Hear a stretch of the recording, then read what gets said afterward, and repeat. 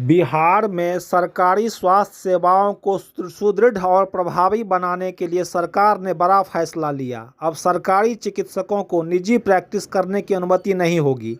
इसके लिए नई नीति बन रही है। यह फैसला 7 निश्चय 3 के तहत स्वास्थ्य समृद्धि के लक्ष्य को धरातल पर उतारने के लिए किया गया है। इसकी घोषणा मुख्यमंत्री नीतीश कुमार ने की है। उन्होंने स्पष्ट रूप से कहा है, सरकार की सर्वोच्च प्राथमिकता है कि आम जनता को सरकारी अस्पतालों और स्वास्थ्य केंद्रों में समय पर सुलभ और गुणवत्तापूर्ण इलाज मिले।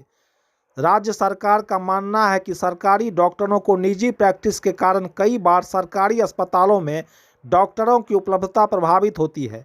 मरीजों को घंटों इंतजार करना पड़ता है। इलाज की गुणवत्ता पर नकारात्मक असर पड़ता है। प्राइवेट प्रैक्टिस पर रोक लगाने से डॉक्टरों की पूरी समय सीमा सरकारी अस्पतालों के लिए सुनिश्चित होगी। इससे इलाज व्यवस्था में व्यापक सुधार आएगा। मुख्यमंत्री ने बताया कि 7 निश्चय 3 के अंतर्गत राज्य में स्वास्थ्य ढांचे को हर स्तर पर मजबूत किया जा रहा है।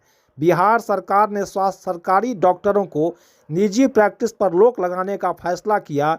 मुख्यमंत्री ने यह घोषणा अपनी समृद्धि यात्रा में की है। इस फैसले में निजी प्रैक्टिस कर रहे 4000 से अधिक डॉक्टरों की परेशानी बढ़ सकती है। विभिन्न स्वास्थ्य संगठनों के मुताबिक राज्य में 4000 से अधिक, जबकि राजधानी में 1200 से अधिक सरकारी डॉक्टर निजी प्रैक्टिस कर रहे हैं। वर्ष 2011-12 में भी निजी प्रैक्टिस पर रोक लगाने की घोषणा की गई थी, लेकिन डॉक्टरों के भारी विरोध के कारण वापस लेना पड़ा। विशेषज्ञों के मुताबिक इस फैसले से सरकारी अस्पतालों में डॉक्टरों की उपलब्धता बढ़ेगी और गरीब मरीज सरकारी व्यवस्था पर भरोसा करेंगे। सरकारी अस्पतालों में मरीजों की अक्सर शिकायत रहती है कि सीनियर डॉक्टर सुबह में हाजिरी लगाकर दोपहर बाद अपनी निजी क्लिनिक में व्यस्त हो जाते हैं। सरकारी डॉक्टरों की निजी प्रैक्टिस बंद करने के निर्णय पर बिहार स्वास्थ्य सेवा संघ ने स्वागत किया है। संघ की बैठक में डॉक्टरों ने सरकार के इस कदम को सरकारी स्वास्थ्य व्यवस्था को मजबूत करने की दिशा में महत्वपूर्ण बताया है। हालांकि संघ ने कहा है, निजी प्रैक्टिस पर रोक के साथ डॉक्टरों के हितों का ध्यान रखना जरूरी है। सरकारी चिकित्सकों को कम से कम 25% नॉन प्रैक्टिस अलाउंस देने की मांग की है। साथ ही महंगाई भत्ता पर भी एनपीए लागू करने और ग्रामीण क्षेत्रों में तैनात डॉक्टरों के लिए विशेष ग्रामीण भत्ता देने की मांग रखी है। संघ ने यह भी आग्रह किया है कि सरकार इस नियम को फरवरी-मार्च से सख्ती से लागू करे ताकि व्यवस्था में अस्पष्टता बनी रहे। तो क्या बिहार में सरकारी डॉक्टर अब नहीं कर पाएंगे प्राइवेट प्रैक्टिस? यह शंका और सवाल इसलिए है कि अतीत में इस योजना को लागू करने का प्रयास असफल साबित हुआ है। कारण है कि राज्य का मजबूत डॉक्टर लॉबी इसे हर हाल में लागू होने देना नहीं चाहते, क्योंकि प्राइवेट प्रैक्टिस डॉक्टर के लिए आम जनता से धन उगाही का लगभग स्थापित तरीका है। अभिभावक और छात्र हर हाल में डॉक्टर बनने और बनाने का सपना इसलिए देखते हैं ताकि डॉक्टर बन जाने के बाद करोड़ों की कमाई की जा सके, ना कि यह समाज सेवा करेंगे। वैसे भी डॉक्टर कोई किसान नहीं है कि उनका ज़मीन 1 रुपये एकड़ की दर से अडानी को दे दिया जाए और किसान बेजुबान बनकर दर दर भटकता रहे। दरअसल स्वास्थ्य सेवा की बदहाली का एक प्रमुख कारण डॉक्टर का प्राइवेट प्रैक्टिस भी है, लेकिन यह कई कारणों में से सिर्फ एक कारण है। बिहार में स्वास्थ्य सेवा क्षेत्र कई बुनियादी समस्या से जूझ रही है। डॉक्टरों की कमी, पारा नर्सिंग स्टाफ की कमी, दवा, सर्जिकल उपकरण, पर्याप्त अस्पतालों के लिए भवन, खासकर पंचायत ब्लॉक लेवल पर स्वास्थ्य केंद्र के लिए भवन की कमी, रात्रि विश्राम के लिए क्वार्टर का ना होना, डॉक्टरों की सुरक्षा प्रमुख मुद्दा है। मॉडर्न अस्पताल के नाम पर टूटे भवन का एक ही रंग में ऊपर पुताई कर दी गई, अंदर से हालात जर्जर हैं।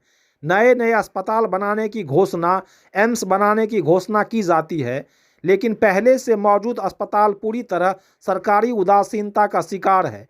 नीतीश कुमार 2005 से राज्य के मुख्यमंत्री हैं, लेकिन अभी राज्य में 0.06% एमबीबीएस हैं, जबकि WHO के अनुसार 1000 की आबादी पर एक डॉक्टर होना चाहिए। अभी बिहार में 28,000 की आबादी पर एक डॉक्टर है। इसका भी वितरण एक समान नहीं है। पटना सहित जिला मुख्यालय में ही इसका केंद्रीकरण है।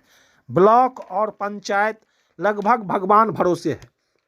बिहार के स्वास्थ्य व्यवस्था को लगभग आउटसोर्स कर दिया गया है। एम्बुलेंस से लेकर साफ सफाई, जनरेटर सभी आउटसोर्स है। वित्त की कमी नहीं होने के बावजूद यह आउटसोर्स जानबूझकर किया गया जाता है ताकि जिम्मेदारी संबंधित कंपनी का और इसके माध्यम से धन उगाही सरकारी अधिकारी का। हालात यह है कि बायो वेस्ट से लेकर परिवार नियोजन कार्यक्रम भी कई जगह आउटसोर्स हैं। मतलब बिहार में स्वास्थ्य सेवा ऐसा क्षेत्र है जिसको व्यवस्थित और चरणवार तरीके से बेच दिया गया है। डॉक्टर, दवा, बेड, नर्स की कमी के कारण आयुष्मान भारत जैसी योजना महज चुनावी नारा बनकर एक कागज का टुकड़ा भर रह गया है, जिसके माध्यम से इलाज के नाम पर सरकारी धन का दोहन होता है।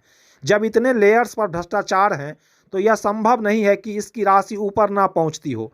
बिहार के स्वास्थ्य सेवा का मूल्यांकन हर महीने जिलाधिकारी द्वारा किया जाता है। यह इतनी सतही होता है कि इसका कोई मतलब नहीं रहता। ब्लॉक स्तर पर संबंधित फॉर्मेट में जो डाटा ऑपरेटर एंट्री करता है उसी को दिखा दिया जाता है डीएम मीटिंग में प्रेजेंटेशन द्वारा। इसका भौतिक सत्यापन और क्रॉस वेरिफिकेशन कभी नहीं होता। सब कुछ टारगेट और अचीवमेंट के हिसाब से दिखा दिया जाता है। इसलिए मरीजों की संख्या, दवा वितरण, संस्थागत प्रसव, परिवार नियोजन, बच्चों का टीकाकरण, उच्च संस्थान में रेफर, जटिल प्रसव का प्रबंधन, सब कुछ बड़े चतुराई से अपने सुविधा और उपलब्धि के हिसाब से दिखाया जाता है। जैसे बच्चों का टीकाकरण 90% दिखाया जाता है, जबकि हकीकत में यह 58% के आसपास है। कारण एएनएम द्वारा टीकाकरण केंद्र पर भरा गया टेलीसीट का डीएम मीटिंग में दिखाए गए डेटा से मिलान नहीं किया जाता। इसी तरह गर्भवती महिलाओं को दिया जाने वाला आयरन टैबलेट का पर्याप्त भंडारण दिखाया जाता है, लेकिन गर्भवती महिला एनेमिक महिलाओं के अनुपात में इसके खपत से मिलान नहीं होता। इसलिए डेटा में सब कुछ ठीक लगता है, हरा हरा, लेकिन NFHS 5 के डेटा के अनुसार बिहार में 70% महिलाएं कुपोषित है, 2/3 बच्चे कुपोषित है।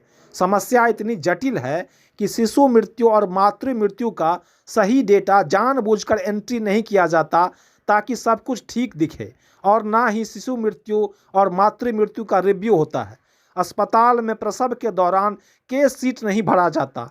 लक्ष्य और कायाकल्प का गाइडलाइन होने के बावजूद डॉक्टर द्वारा लिखे गए प्रिस्क्रिप्शन का उचित फॉर्म पर उस प्रिस्क्रिप्शन का मूल्यांकन नहीं होता, उसका एडिटिंग नहीं होता। लेकिन इसका मतलब यह नहीं है कि यदि समस्या है तो डॉक्टर इससे बचकर प्राइवेट प्रैक्टिस करने लगे। जितना समस्या उपरोक्त कारणों से यानी डॉक्टर की कमी की है, उससे अधिक बड़ी समस्या जो डॉक्टर नियुक्त हैं उसका सरकारी ड्यूटी का वेतन लेते हुए प्राइवेट प्रैक्टिस में लगा रहना है। अक्सर एक तर्क दिया जाता है कि डॉक्टर की डिग्री लेने में करोड़ों का खर्च होता है, तो फिर डॉक्टर बनने के बाद प्राइवेट प्रैक्टिस कर उसकी भरपाई क्यों न की जाए। लेकिन यह कमज़ोर तर्क है। आंकड़े बताते हैं कि अभी भी आधे डॉक्टर महज कुछ हजार रुपये खर्च करके सरकारी संस्थान से डिग्री लेते हैं। सरकारी डॉक्टर बनकर इस क्षेत्र में आते ही प्राइवेट प्रैक्टिस करने लगते हैं, जबकि एक डॉक्टर को बनाने में सरकार को लाखों रुपये लगता है और यह पैसा आम जनता के टैक्स का होता है। इसलिए डॉक्टर बनने के बाद उनका दायित्व है कि वह सरकारी क्षेत्र में आने के बाद प्राइवेट प्रैक्टिस कर धन उगाही ना करे।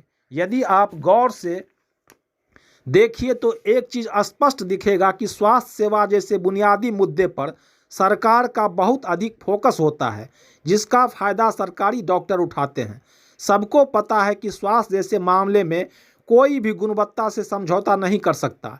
इसलिए सरकारी संस्थान के डॉक्टर कुछ अपवाद को छोड़कर हॉस्पिटल की पर्ची 1 से 2 मिनट में प्रति पेशेंट निपटाकर बेमन और बिना पेशेंट का विश्वास जीते इलाज की औपचारिकता पूरा कर अपने क्लिनिक पर चले जाते हैं। यानी सरकारी संस्थान में अंधेरा कायम रहे ताकि प्राइवेट प्रैक्टिस की चमक बरकरार रहे। अब तो यहाँ तक कहा जाने लगा है कि प्राइवेट प्रैक्टिस करते करते जब डॉक्टर थक जाते हैं तो रिलैक्स होने के लिए सरकारी संस्थान में आते हैं, ना कि इलाज करने। रही आम जनता की बात तो उसे कहीं भी इलाज मयस्सर नहीं होता। सरकारी संस्थान में खुले में बगैर इलाज के मरते हैं तो प्राइवेट में वेंटिलेटर की मौत मरते हैं। यह कोविड में साबित हो चुका है। सबसे गरीब राज्य की जनता सरकारी संस्थान में अविश्वास के कारण प्राइवेट क्लिनिक पर लूटते हैं। जमीन बिकती है, जान से हाथ धोना पड़ता है और एक बार फिर से गरीबी के गर्त में महंगे इलाज के कारण चले जाते हैं। बिहार में जनता का स्वास्थ्य मद में लगभग 70 से 80% निजी खर्च होता है, जबकि लोक कल्याणकारी राज्य का तकाजा है कि जनता को मुफ्त में और गुणवत्तापूर्ण इलाज मिले। जबकि आज स्वास्थ्य सेवा में सरकारी क्षेत्र की शर्त पर चिकित्सा को निवेश का एक बड़ा माध्यम बना दिया गया है। बिहार में सरकारी डॉक्टर का प्राइवेट प्रैक्टिस का खुला खेल यह संभव नहीं है कि बिना मंत्री जी की मिली भगत से संभव हो। आखिर स्वास्थ्य मंत्री मंगल पांडे पर प्रशांत किशोर ने एम्बुलेंस खरीद मामले में करोड़ों के भ्रष्टाचार का गंभीर आरोप लगाया। परिणाम क्या हुआ? सरकार की तरफ से कोई जवाब नहीं आया। आज मंगल पांडे फिर से स्वास्थ्य मंत्री हैं। यही है नीतीश कुमार का भ्रष्टाचार के प्रति जीरो टॉलरेंस। इसलिए इसको लेकर सावधान और सतर्क रहना होगा कि डॉक्टर को प्राइवेट प्रैक्टिस बंद करने की नीति कहीं डॉक्टर पर दबाव बनाकर सरकार उनसे धन उगाही का जरिया न बना दे। कहीं ऐसा ना हो जो डॉक्टर सरदेश मुख और चौथ ऊपर तक पहुंचा देगा वह प्राइवेट प्रैक्टिस जारी रखेगा, और जो ऐसा नहीं करेगा उसका प्राइवेट प्रैक्टिस रोकने के नाम पर प्रताड़ित किया जाएगा। यहाँ भी जो डॉक्टर मामूली फी लेकर प्रैक्टिस कर रहे हैं वह इसका शिकार होंगे। 7 निश्चय 3 के तहत प्राइवेट प्रैक्टिस पर रोक की बात 7 निश्चय 1 और 7 निश्चय 2 की तरह कहीं कागज़ पर ही सब कुछ पूरा करने की कहानी फिर से ना दोहराई जाए। आखिर नल जल योजना, गरीबों को आवास, सबको शौचालय जैसी कई योजना की हकीकत आपको पता है। बिहार में कानूनी रूप से शराब बंद है, लेकिन बिहार की हकीकत है शराब दिखता कहीं नहीं है लेकिन बिकता हर जगह है। शराब महंगी होकर घर घर पहुंच रहा है। अवैध कमाई का बड़ा जरिया बन गया है।